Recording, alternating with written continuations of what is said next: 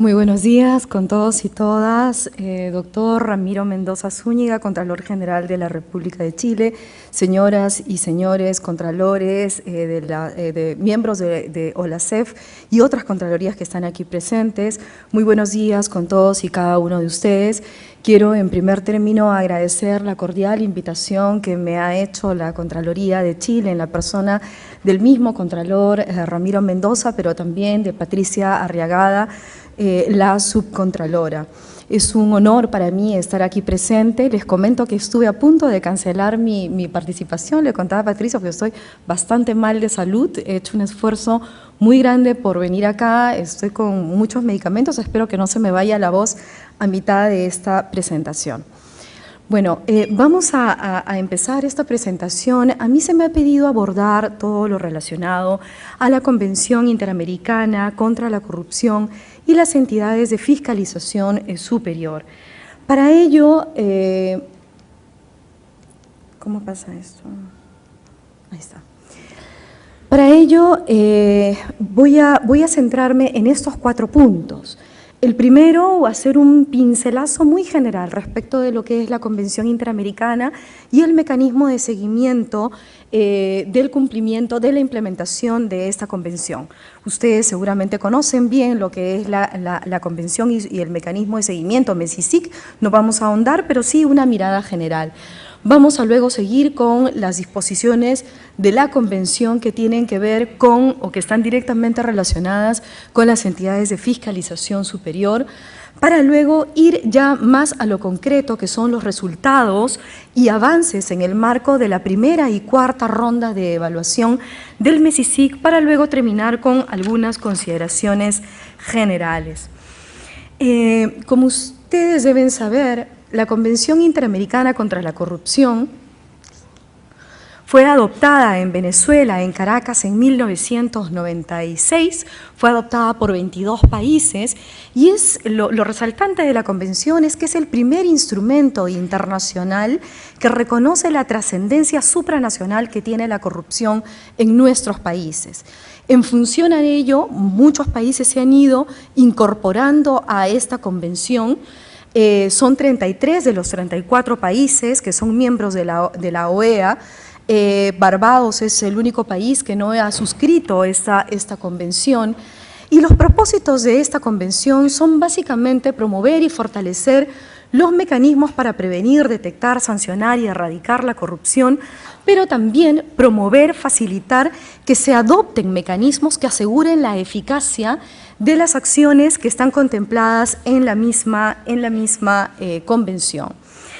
Quiero señalar que, si bien es cierto, es el primer instrumento internacional como tratado internacional que reconoce la importancia supranacional del problema, del flagelo de la corrupción, existe un antecedente muy particular que es el de las Naciones Unidas, una resolución de 1975 que reconocía como un flagelo a la corrupción y sancionaba las prácticas corruptas a nivel internacional. Lo menciono porque es importante resaltar que ya desde hacía años atrás se reconocía la necesidad de articulación entre todos los países respecto de lo que se debe hacer para luchar contra la corrupción. Ay, caramba. La Convención Interamericana, no voy a entrar a detallar el contenido de la convención, pero son 28 artículos, no vamos a entrar a detallarlos, pero sí me interesa resaltar 3 puntos específicos. Uno primero es el preámbulo. ¿Y por qué? El preámbulo normalmente en los convenios o en los tratados o en los documentos que nosotros leemos o que estudiamos, muy poca importancia le damos, pero en realidad en el preámbulo es donde está el sustento teórico que da lugar al desarrollo normativo de un instrumento, como en este caso la Convención Interamericana. Y me interesa porque en este preámbulo o el sustento o el punto de partida de la Convención Interamericana es que la lucha contra la corrupción en realidad es un fenómeno tan complejo que afecta a distintos ámbitos, pero particularmente el ámbito económico, el ámbito social y el ámbito de la institucionalidad.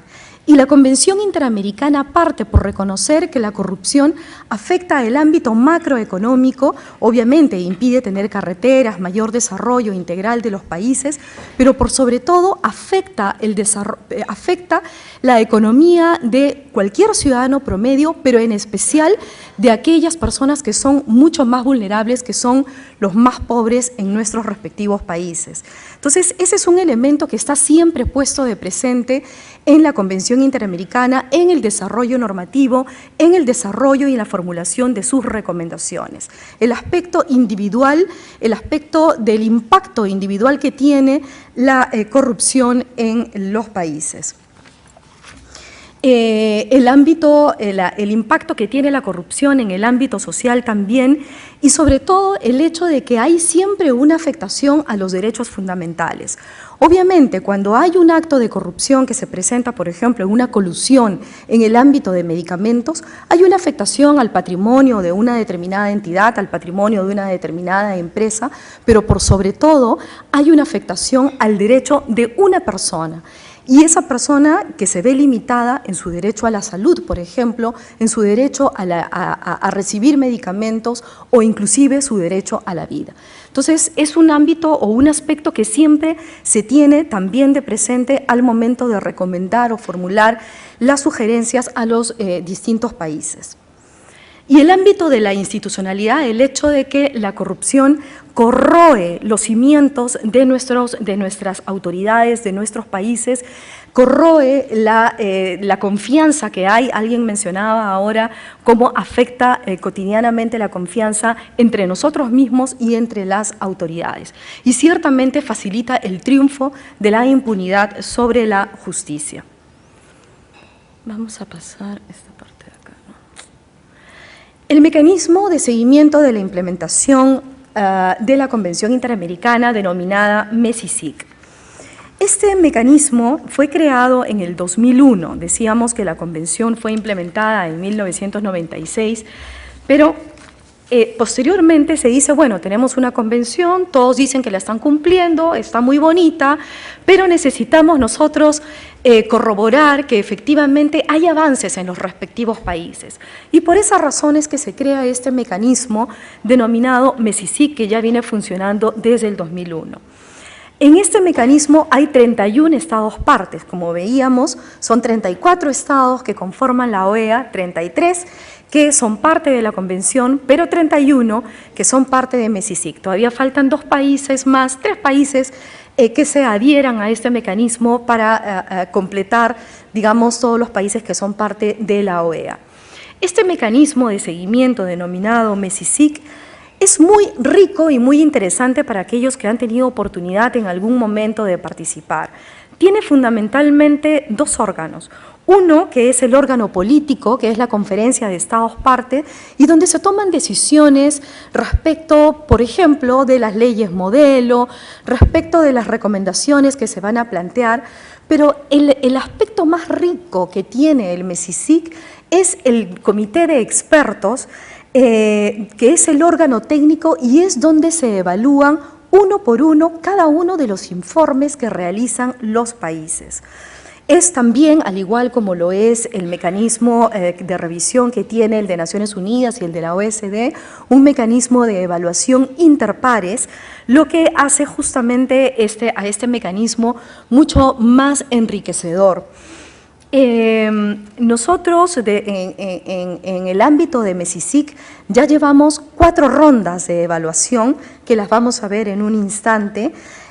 Al final de cada una de las rondas y de evaluación de los países se formulan recomendaciones específicas que son derivadas a cada uno de los países.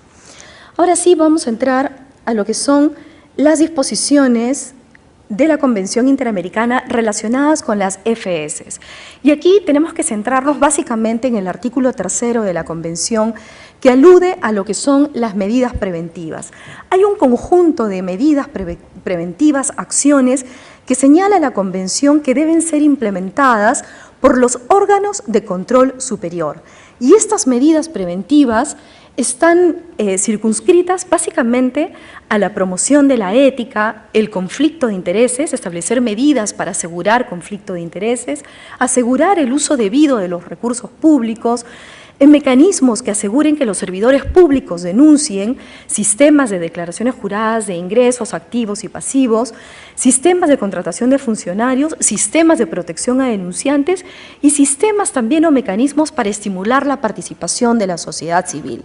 Todos estos mecanismos son encargados o se esperan que sean implementados por los órganos de control superior. Y efectivamente, este mismo artículo 3º nos dice que los Estados partes aceptan en adoptar medidas dentro de sus propios sistemas destinadas a crear, mantener y fortalecer órganos de control superior para prevenir, detectar, sancionar y erradicar las prácticas corruptas. Pero aquí viene un tema, que dentro de la metodología de MESICIC, órganos de control superior no son solamente las contralorías, sino que también hay otros órganos de control que tienen dentro de sus facultades la prevención, la sanción, la detección y la erradicación de la corrupción. Y entre ellas están las fiscalías, Poder Judicial, oficinas de servicio civil, procuradurías, oficinas de compra, unidades de análisis financiero. Las rondas de análisis. Yo hace un rato les decía que ya en MESICIC llevamos 4 rondas de análisis, no vamos a ver las 4 rondas, pero sí me interesa detenerme en 2, que es en la primera y en la última, la primera y la cuarta. En la primera ronda se evaluó estos artículos que hace un rato les mencionaba, las medidas preventivas, que son estas: implementación de códigos de ética, normas de conflictos de intereses, uso adecuado de recursos públicos y los respectivos órganos de control superior. Y en la cuarta ronda, que está todavía en curso, se están evaluando la existencia de los órganos de control superior con el fin de desarrollar estos mecanismos de prevención, detección, sanción y erradicación de la corrupción.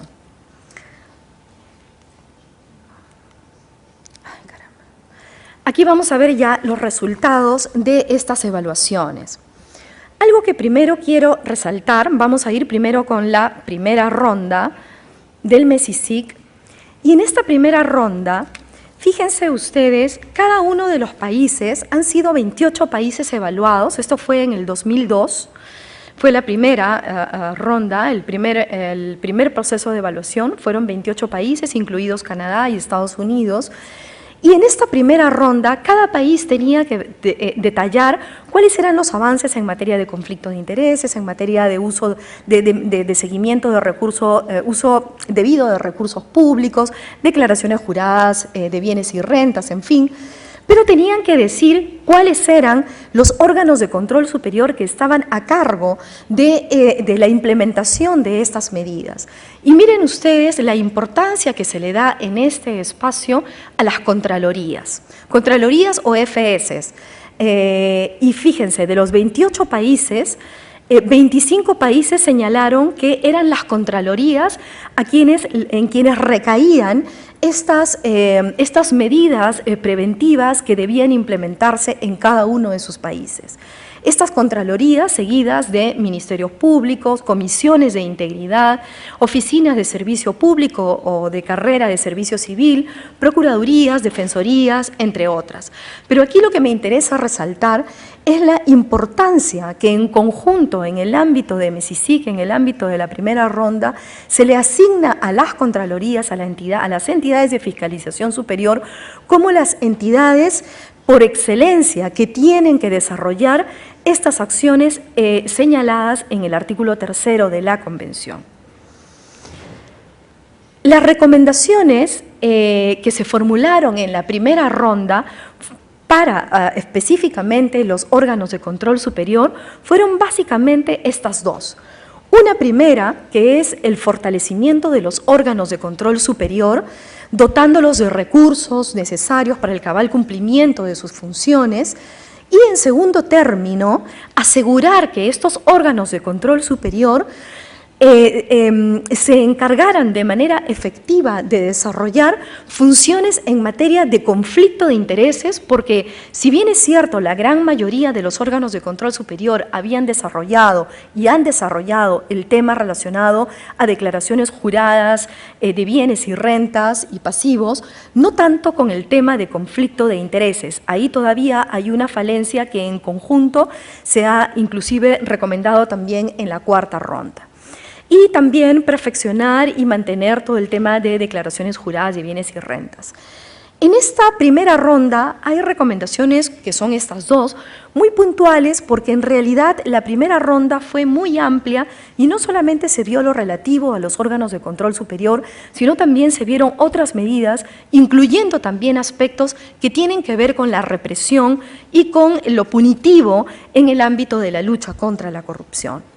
Pero vamos a ver ahora lo relativo a la cuarta ronda, que todavía está en curso. Bueno, con relación a la primera ronda, antes de que me olvide, la primera recomendación referida al fortalecimiento de los órganos de control superior es la recomendación más formulada a todas las FS, a todos los órganos de control superior, seguido por la segunda, de que tienen que implementar medidas específicas en materia de conflictos de intereses y de declaraciones juradas de bienes y rentas.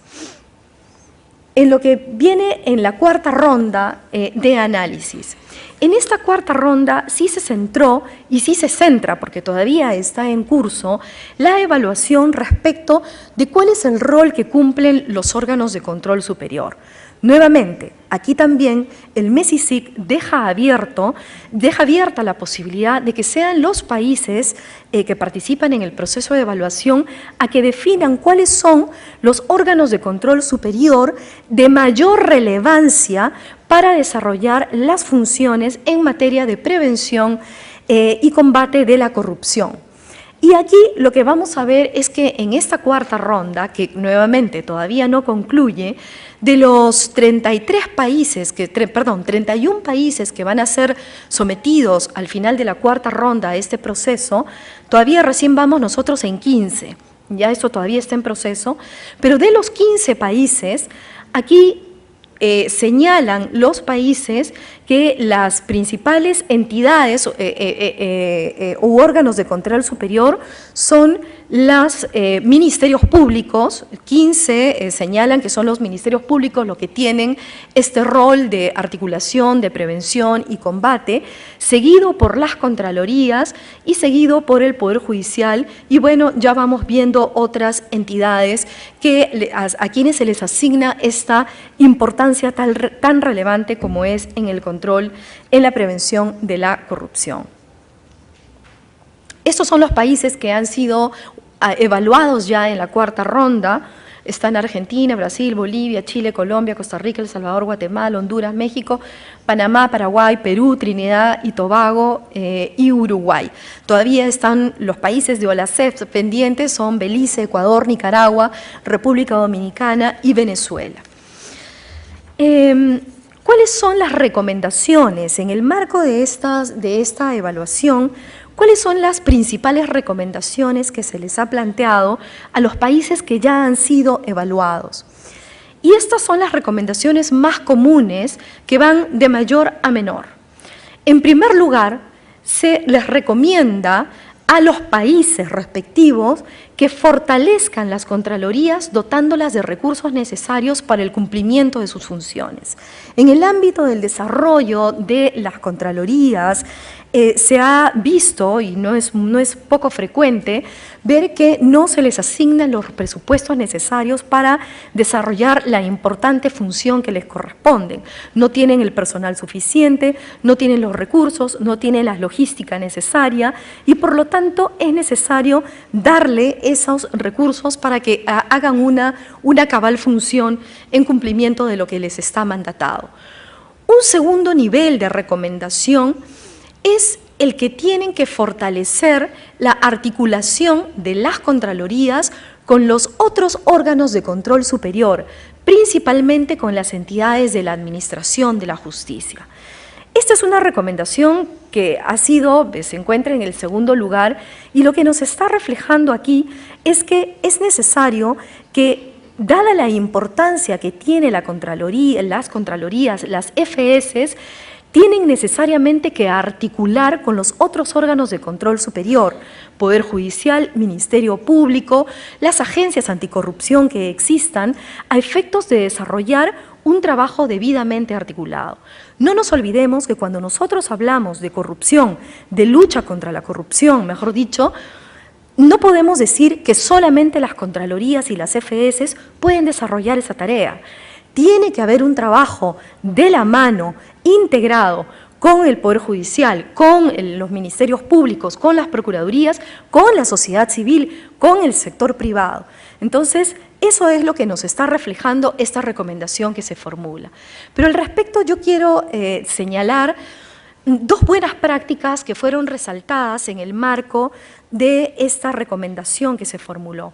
Y una primera es de Colombia, que se señalaba que Colombia, la FS de Colombia, que es la Contraloría General de la República, forma parte de la Comisión Nacional de Moralización, ¿verdad?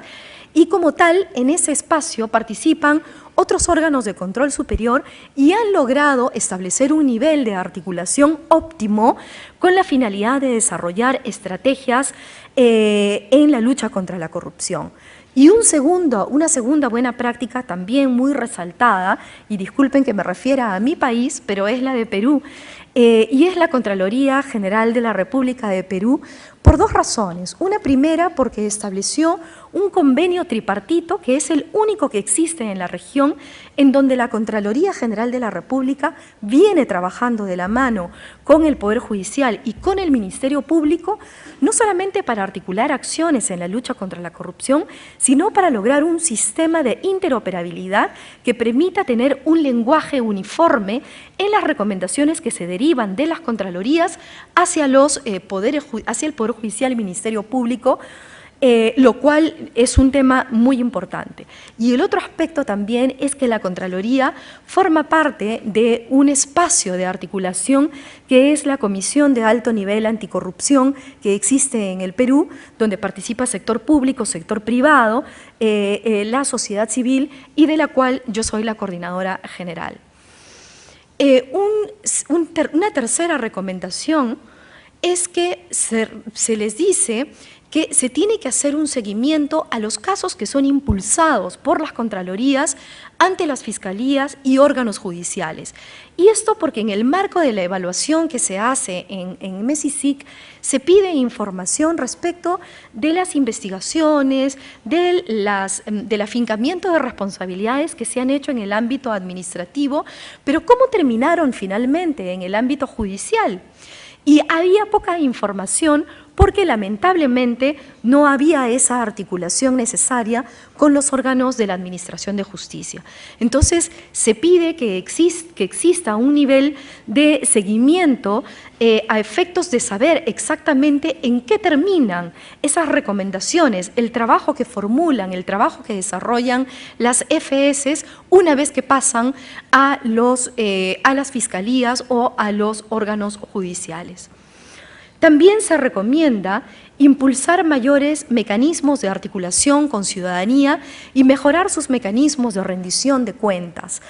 Aquí es cierto, es necesario acercar mucho más al Estado, a las FS en particular, a la ciudadanía. El día de hoy escuchábamos al presidente Sebastián Piñera decir que además de la transparencia, teníamos que todos como entidades, como autoridades, lograr acercarnos a la ciudadanía y no tanto a la ciudadanía a nosotros, o en todo caso es un ida y vuelta. Y en esa línea es que apunta esta recomendación que se formula, que se tienen que impulsar estos mecanismos de articulación con la ciudadanía. Si bien es cierto que esta es una recomendación que se formula a no pocos países evaluados, hay también varias buenas prácticas que se han desarrollado. En Honduras hay una muy interesante, bueno, tenía varias aquí señaladas, se me se me traspapelaron ahora antes de venir. En Uruguay, por ejemplo, tienen una muy interesante, que es que distinguen anualmente a aquellos organismos públicos que han cumplido con las normas y mecanismos de participación ciudadana, que me parece sumamente interesante. En Colombia también tienen un canal de televisión donde dan información cotidiana respecto de los resultados que van teniendo la Contraloría, pero también realizan audiencias públicas para acercarse a la ciudadanía y recibir opinión de parte de ellas. En el caso de Perú, lo mismo también. Hay un programa muy interesante de auditores juveniles donde se busca fortalecer desde edades tempranas a los jóvenes en la labor de fiscalización, en la labor de participación en la lucha contra la corrupción. Aquí mismo en Chile también, con este proyecto que están desarrollando, No mancho mi conciencia, vivos sin corrupción, que busca fomentar un rol activo de la sociedad civil en la lucha contra la corrupción.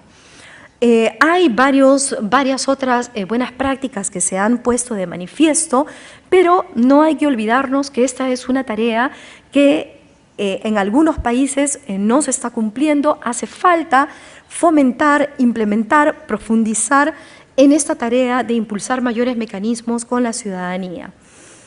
Y otras recomendaciones que se han formulado es que se garantice la autonomía funcional y presupuestal de las contralorías. Este es un tema que ha salido en varios países y que resaltaba el hecho de que, si bien constitucionalmente se decía que gozan de autonomía funcional y todo lo demás, sabemos que mientras no tengan una autonomía presupuestaria, esa autonomía funcional se ve relativizada. Entonces, ese es un punto clave, creemos nosotros, que tiene que subsanarse. Lo óptimo sería buscar que tengan, como hay un par de países, me parece que lo tienen, porcentajes del presupuesto de las contralorías respecto del presupuesto nacional, lo que obvia el hecho de que tengan que estar negociando con el Ejecutivo y con el Congreso una mayor asignación presupuestal para lograr el cometido que les corresponde de acuerdo a la Constitución. También se señala dentro de las recomendaciones que se tiene que definir mejor el rol de las contralorías, tanto de sus funcionarios como de sus informes, dentro de los procesos judiciales. Aquí lo que se ha visto en algunos casos es que al momento que se derivan los informes o los resultados de las evaluaciones de las contralorías a los órganos judiciales, me refiero Ministerio Público y Poder Judicial, llega un momento en que al sustentar estos informes se producen ciertas distorsiones que se buscan solucionar, y por eso se recomienda que se tengan que delimitar mejor el rol de las contralorías al momento o en el ámbito judicial. Creo que estoy con el tiempo ya. Sí, ¿puedo seguir? Un tema que también me pareció relevante dentro de las recomendaciones, aunque no son muchas las recomendaciones, son 2, pero sí se ha señalado en varios de los reportes el hecho de que se tenga que tener equipos especializados al interior de las CFS, no solamente para hacer es decir, no solo para el trabajo cotidiano de los informes de control, las auditorías que se tienen que realizar, sino sobre todo para los trabajos o para investigaciones de alta complejidad que en muchos casos se presentan, y que tendrían que haber equipos multidisciplinarios para desarrollar mejor las funciones. Estas son las principales recomendaciones que, nuevamente digo, están todavía en curso, no ha culminado la 4ª ronda, estamos a la mitad, pero son bastante reveladoras estas recomendaciones, y yo presumo que van a ir más o menos en la misma línea las recomendaciones que se formulen. Bueno, esto es un gráfico de cómo las recomendaciones de mayor a menor han sido formuladas a los distintos países. Los distintos países y entidades de fiscalización superior. Consideraciones finales, y aquí terminamos. A ver, De la evaluación del trabajo que se ha hecho en MESICIC, yo me permito, y además como me tocó ser presidenta del comité de expertos, justamente en este proceso de evaluación de la cuarta ronda, donde se ha visto el tema relacionado a los órganos de control superior, una primera consideración final es que las contralorías o las FS deben constituirse no solo como los órganos de control superior por excelencia, sino sobre todo como las instancias que impulsen la prevención de la corrupción.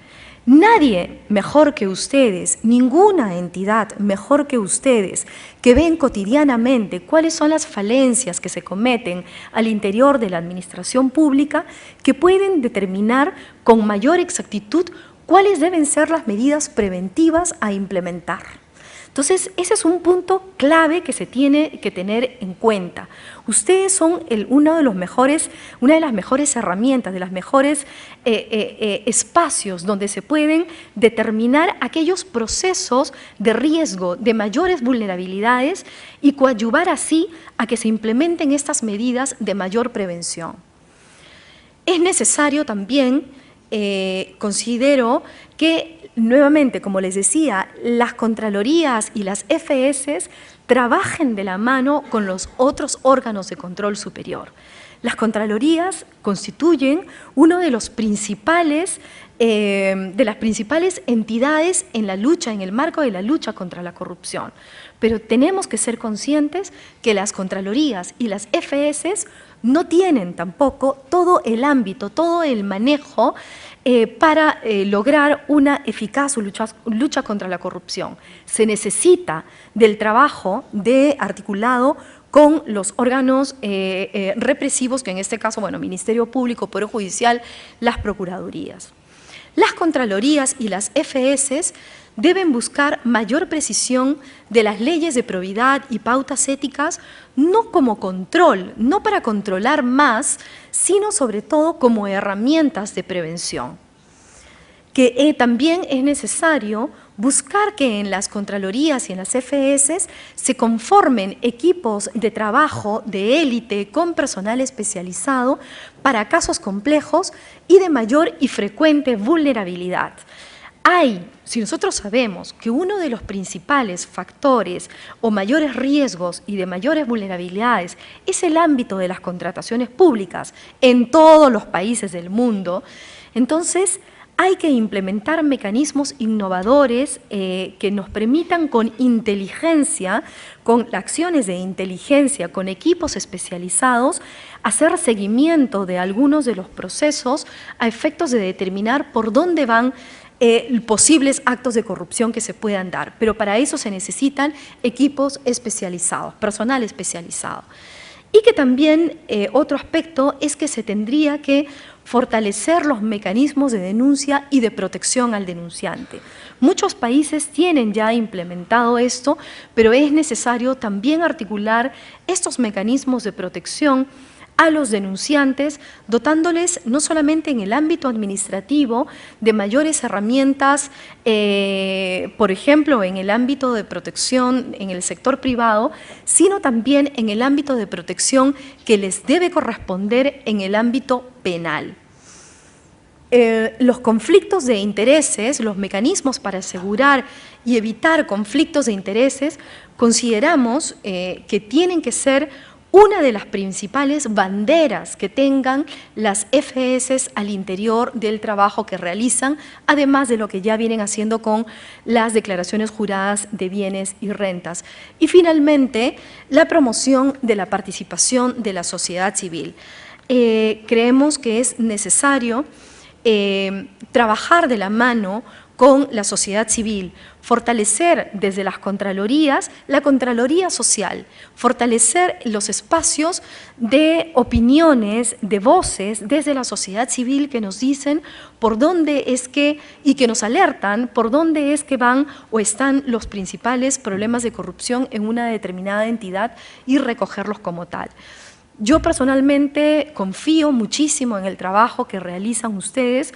Son y constituyen una de las entidades más bonitas dentro del aparato público, pero quizás también una de las más ingratas, porque muchas veces se les asigna o se les rotula en el sentido de que por venganzas políticas están haciendo seguimientos a una determinada entidad, y no es así. Ustedes cumplen un rol, creo que es muy importante, y lo único que nos queda a todos los que estamos en otras entidades, en otros espacios, en otros órganos de control superior, es acompañarlos en el fortalecimiento del trabajo que ustedes hacen. Muchas gracias.